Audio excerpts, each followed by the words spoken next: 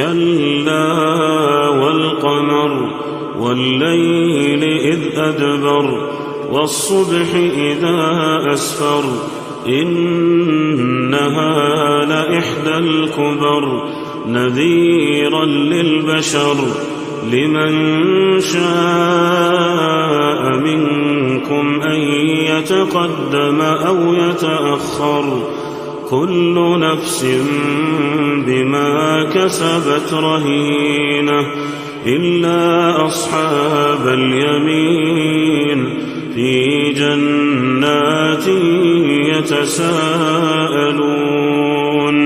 يتساءلون عن المجرمين ما سلككم في سقر قالوا لم نك من المصلين ولم نك نطعم المسكين وكنا نخوض مع الخائضين وكنا نكذب بيوم الدين حتى أتانا اليقين فما تنفعهم شفاعة الشافعين